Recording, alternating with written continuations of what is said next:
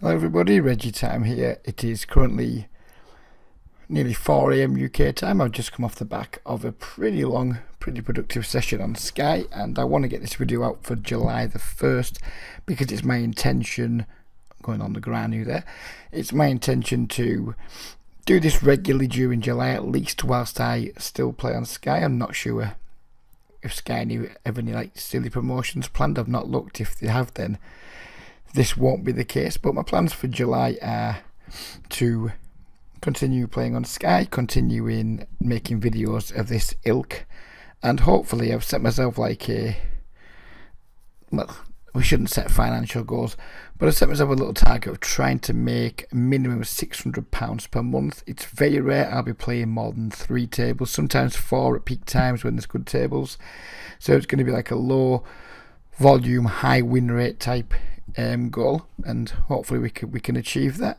I've been having a little thought about my game lately, how I could improve it a little bit, and I don't think I'm not ruthless enough, and I think that's sometimes because I play too many tables and I take the easy option, not more often than not, but certainly more often than I should be. I take more passive lines than I possibly should sometimes, and that's what I'm going to like focus really hard on in July, is trying to be more ruthless, trying to get more thin value bets in, trying to like bluff more and just be more aggressive, be harder to play against, while still hopefully basing it all on solid foundations. So that's the plan. Hopefully we can achieve that. Please don't forget to like, share, subscribe, comment, all those things, and then get over to the Facebook group if you're not already a member, and you'll be more than welcome there, as long as you're not the sort of player who's going to, or sort of person who's going to come in and just tell everybody how much they suck. If you're going to do that, well, Reddit's the place for you, or 2+2, isn't it? We don't encourage that type of behaviour in the Facebook group. So we're going to look at 4, maybe 5 hands here. We're going to get to around 20 to 25 minutes worth of content, and then call it a day. We're going to start straight away here with this pocket 10s hand, and then this is a good example of how I have looked at this hand, because the video, for some reason I left the video running all night, and it's an 11-hour video, so it's a bit trickier to fine tune for the areas you want. So I have already looked at this hand while I was trying to find it, and it's definitely a good example of how I'm not always as ruthless as I perhaps could and should be. So we've got pocket 10s versus a 4x open. There's a guy posted here, this Cyclops posted. It's the 4x. Maybe he's 4x because he's posted, maybe 4x is his standard open, not entirely sure. But the action falls to us, and first off, I think we could call or squeeze, call or 3-bet here. I think it is close. If we was wanting to be more ruthless, then 3-bet would 100%, well not 100%, would definitely be the play. But passive reg just called, which I think is fine, because if we 3-bet pocket 10s, we kind of get in a shit spot. We get 4-bet. It's not that likely to 4-bet. I understand that. So I think maybe 3-betting is better. Maybe that's what I'm going to be trying to do going forward. So identifying spots where I've previously been too passive, and hopefully try and make some slightly more positive and aggressive adjustments. So anyway, we flop the overpair and the flush draw. Given we call pre-flop, it's just a natural check.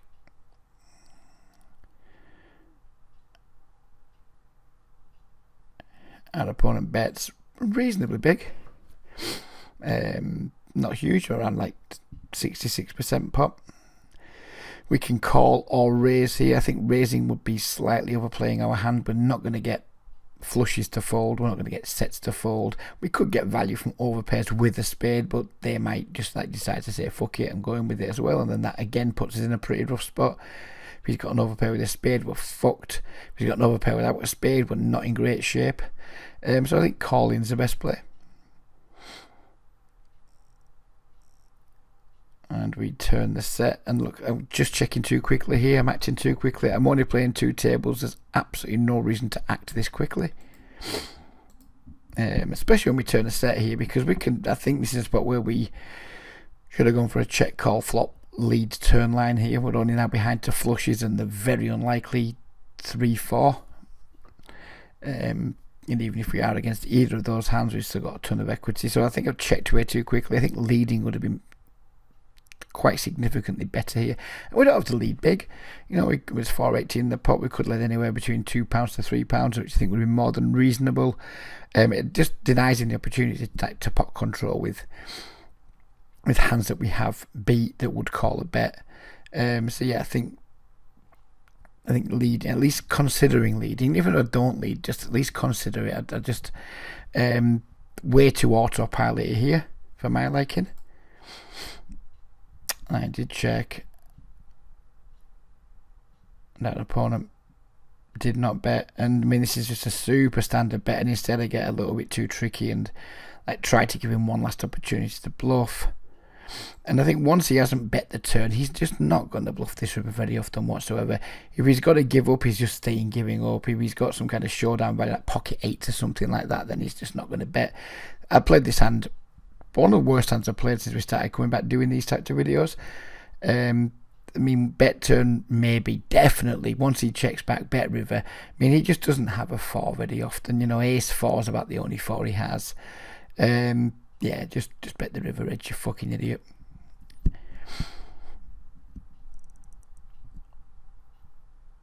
And we didn't, we just, I mean, look how quick I'm calling as well. I'm not contemplating raising. I mean, I don't suppose we can raise really, because he doesn't call without at least a straight, we wouldn't imagine, unless he's got like a set, but the river to set as 3 is about the only hand that could even contemplate calling, I think. So I do just call, and we get lucky that he bet the queen 10 on the end there. Yeah, so I didn't play that hand very well, but we won a reasonable pot, and I guess we should be pleased with the outcome. But yeah, my play was it was risible, if that's a word. I think it is a word. Whether it's correct, whether it's right in this context, I don't fucking know. But basically, my play was shit, but we still won the hand. So move on to the next hand. It's the same table again. We have the ace 10 of hearts in the small blind. We isolate a limper to £1, which I think is completely fine.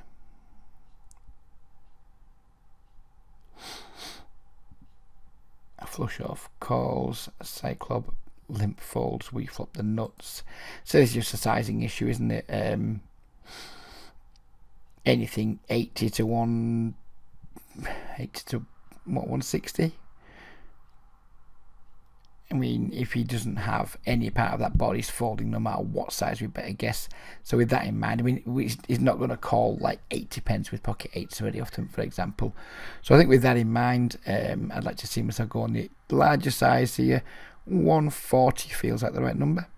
I haven't looked at this hand back, by the way, so we've seen it the first time together, or reviewing it the first time together. What do I go with?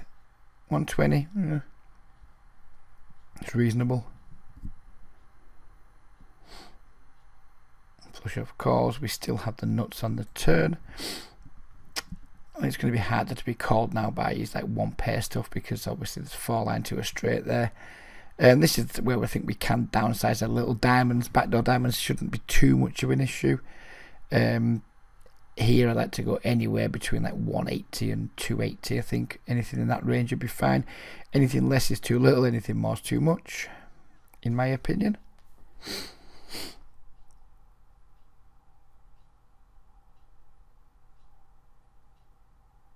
£3 slightly too big, but only just. I'm not going to beat myself up too much for that. And then we still have the nuts on the river.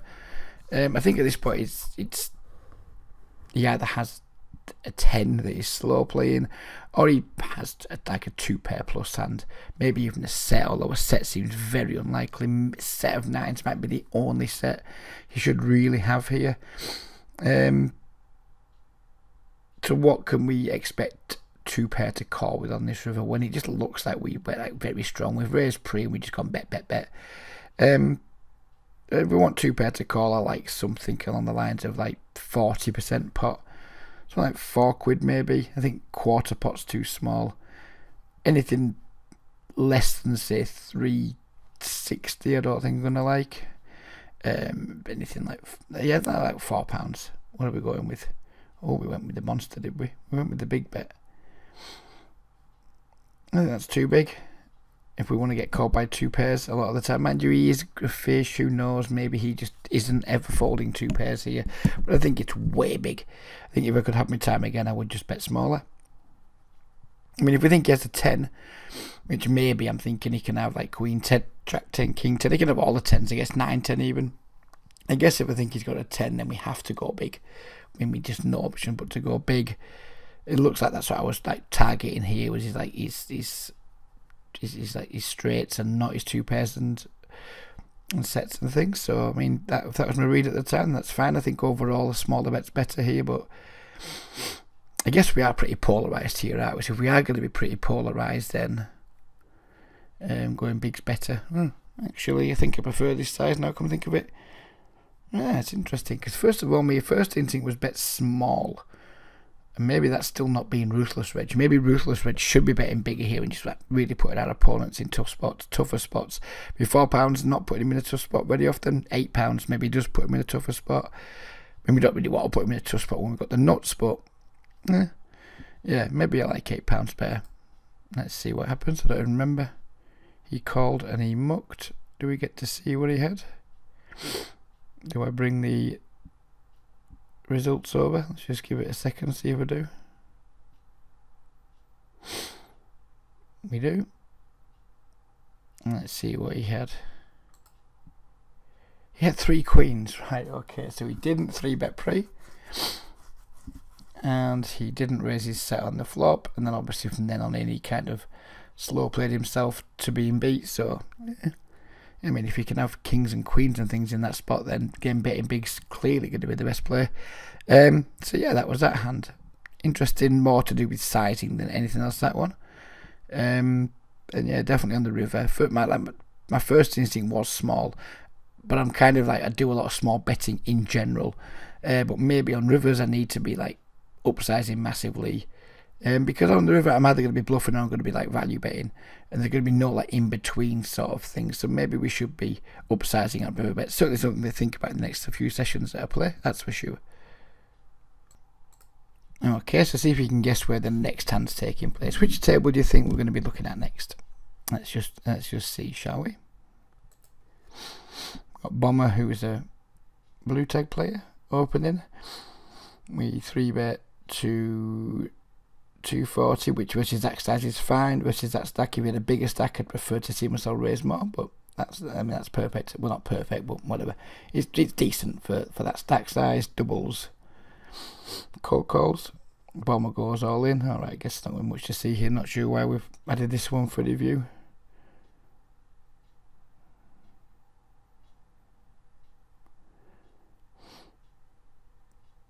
Yeah, no idea. Aces versus queens, fucking go Reggie. Yeah, sorry about that, not sure why we added that one.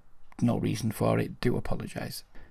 So on to the next one here, which I'm presuming is going to be this Queen 10 suited. We have a player who was very, very bad on the button, who's min raised.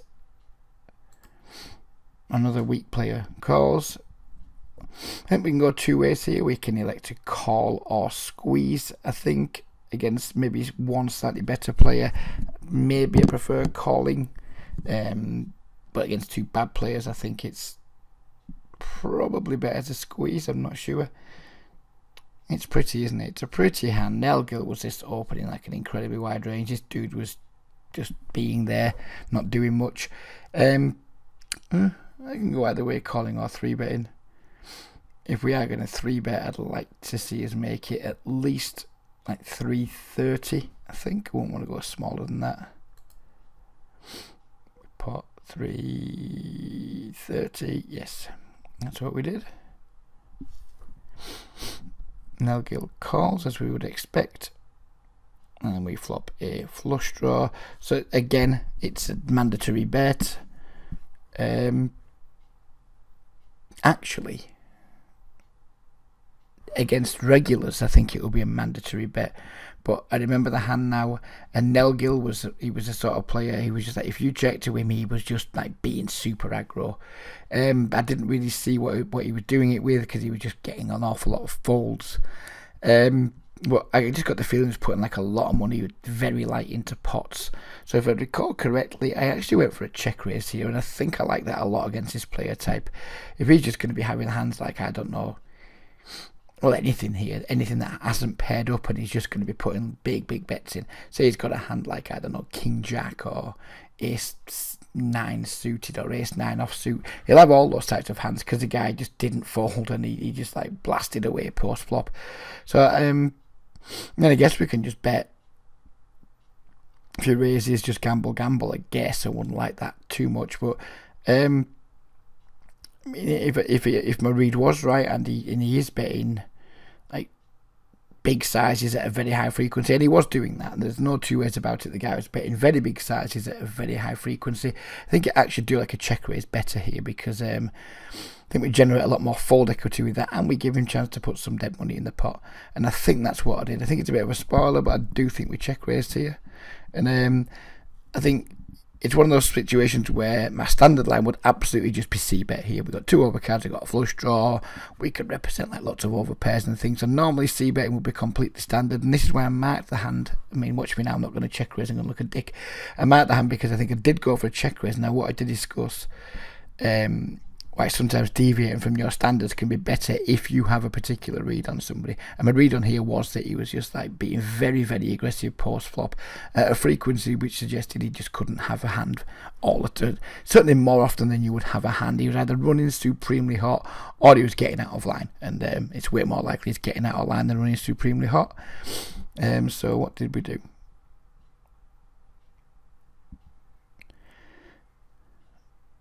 Yeah, we did go with the check. He does bet massively. We just like got a super easy shove here. I mean, we'd like the fold, but we're not worried if he calls. And he did fold. So yeah, I'm glad we had a chance to take a look at that hand, because like my first instinct there was just, right, it's mandatory c-bet. Then I remembered that Nell was the type of player that we've described, and therefore we deviate from our standard strategy to hopefully move into a superior exploitative strategy. And if he's the sort of player who checks back a lot, then just not betting his flop's not good. But he was the type of player who was just like constantly trying to put pressure on. As you can see there, he just like snap bet, or almost snap bet full pot and folded. So yeah, it's nice that we got a read on someone, and we quickly identified an opportunity to deviate from our standard strategy against other players. And yeah, I like it. I've got another video from this morning. It's got 5 hands on. I'm not going to go through them all. I think we'll just look at the first 2 and then get the video to around 20-25 minutes, and call it a day from there. So we start off here on table 1. We have 2 queens. We have a limper under the gun. We have another limper. We just whack it up at the 140, please, Reg. No, 120, but around 120 is fine, I guess. I'd prefer to see 140, but 120 is just okay. Jack P calls. We get a pretty dry flop. C-bet here, I would like to see anything from, against the fish, anything from 140 to 240 really. Probably on the larger side, given it's against the fish. If he's got any kind of pocket pairs, probably not folding for 1 bet. He's got like pocket 5s, pocket 8s, pocket 9s, all these Jack X, etc. So yeah, I think we should definitely bet here, and we should upsize because we're against the fish. He donks out. We could ignore the donk and just put an extra bit on our raise. Now, I wouldn't want to see Mr. go less than £2 here, given he's donked. I think I like 240.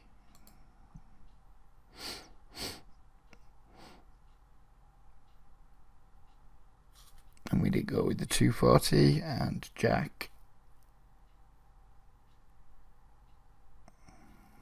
What are you going to do, Jack?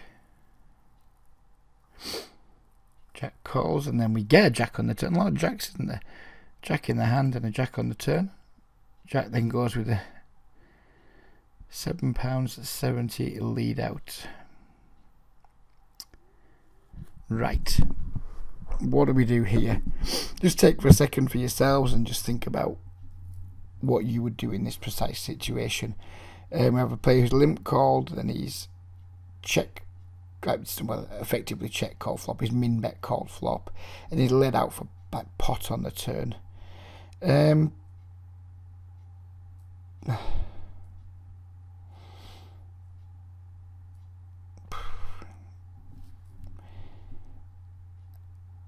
mean, the question we have to ask ourselves here is, do we want to go for, how much is it going to be?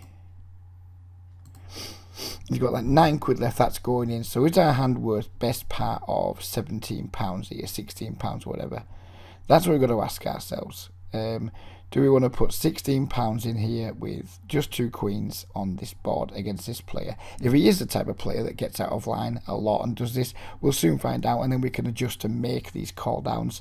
But I think the first time we see something like this, I think we just have to fold to it, and then if we see it frequently, if it's going on a lot, then we need to adjust. But I don't think we should be like making any rash decisions right now, and I think I'd like to see myself fold. I don't like it because, I mean, he can just have some random shit that's bluffing us here.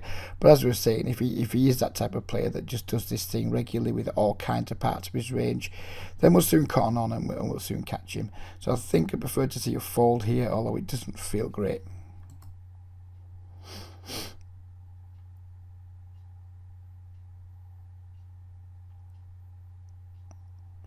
Yeah, you can see I wasn't happy about it, but yeah, I think the fold's okay there. As we were saying, if he was to continue taking those types of lines, and queens would just be a snap call turn, snap call any river, and then just see what's going on. But the first time he does it, I think it's better to err on the side of caution and just see what's going on. Alright, so our last hand's going to be the very next one. We have the 8-6 of diamonds. This dude's limped. I can go any one of 3 ways with this. If we had a slightly shorter stack, I could just like see myself calling or folding. Just say I had like £4 or something. I just like over limp, or sometimes just fold. Sometimes depending on how aggressive the players are behind me. Given he's got starting like 43 big blinds, I think we can certainly isolate here, and I think it's the right play. So we do. Bonzo comes behind, Jack P comes in again, and the limper comes in, and we just pretty much smash the flop. We flop top 2. He bets 20 pence. There's no fucking around on this board. There's already what, like 15, 16 big blinds in the pot. It's a very, very connected board. People can have over pairs, people can have flush draws, straight draws, pair plus straight draw, pair plus flush draw. There's all kinds of things we can get value from and crucially need to protect against. So I'd like to see us go with like a substantial raise here, even like overbetting a little bit, like maybe making it £4 something, just to like get value. If like Jack P is as bad as we think, and he's in there, we have like pocket 9s, pocket 7s, pocket 5s, ace 8, 7 8, all those types of things, he ain't folding. Bonzo, I'm probably going to expect him to fold a lot of his range here, and when we raise it up. But if he is in there with a hand like 2 jacks, 2 10s, 2 9s, again he's going to have a hard time. And who knows what this fucker's doing with his 20 pence bet, who cares as well. Yeah, so let's go up to at least £4, please, Reggie. Keep going. Oh no, 280 is way too small. Keep going. Are we getting there? No, not big enough. It's okay, but I mean, it's a decent chunky sized bet, but I would like to see us go a little bit bigger.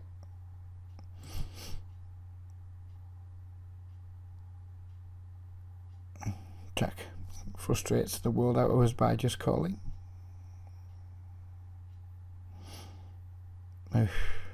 Yeah. No likey that tourney.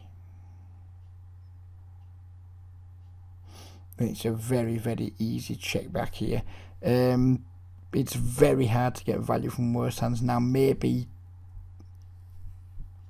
pair plus flush draw still calls, but it's just going to be like really hard. The 5's a real action and value killer, which is why we need to raise big on the flop, because there's a few action killers that can come here. A spade would be an action killer, a 7, a 5, maybe some like big cards if they don't have them, if they've got middle pairs. That's why we need to, like, our hand on the flop's good, it's nice hand, it's a nice made hand, but it's vulnerable, and we need to get value for it, and we need to protect it. And we did do that. We raised to 340. It's not like we made a small raise. We made a good chunky size bet, but we failed to protect our hand because we got callers. Not our fault, of course. We did the right thing to try and protect it, but if people decide they want to battle against the tide, piss into the wind, whatever you want to call it, then they're going to do it. It's a really bad turn card. We just need to check back.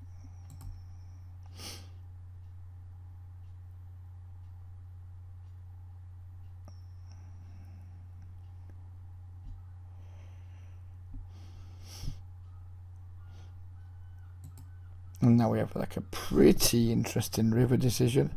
Our hand is, in my opinion, a little bit stronger than the last time when we had a similar situation against this two, where we wanted to be bluff catching with our queens and we didn't. I mean, there's just like some draws he can have here that's missed, some worse hands. I mean,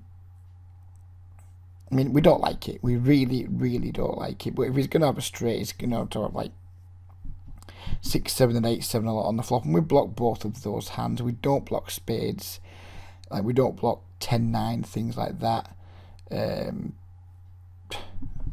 Given we just made a biggish fold to the dude in the previous hand, now we've got a slightly better hand, and there's like more hands he can have that he's bluffing with. I think this is one where we just need to like shut our eyes and call, I think. We're not in love with it again, but we're happier than we were with the queens, just because he can have quite a few more bluffs, you would hope. And if he's got 7x, and because we blocked the 7x with like the 6 and the 8, we've got good blockers to 7x. Yeah, I think we probably just need to call this. We're not in love with it, but maybe he's the dude who just like has, I've no fucking clue, but you know, maybe he's just got like a worse 2 pair. Maybe he's just got 1 pair straight into a bluff. Maybe he's got just a pure bluff. But we're getting like over 3 to 1 on our money.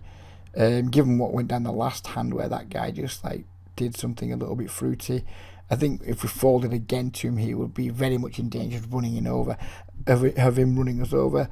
And by the time we finally do get round to like collecting chips from him, we're only collecting like our own chips back, and we're not actually making any profit. So I think this is one where it's a crying call, and I think it's one I should make. I don't remember, to be honest with you. I wouldn't be at all surprised if I folded, but I think when you give like the chance he could have spades, and the fact we like blocks quite a lot of his 7x combinations, I think it's one we just need to call.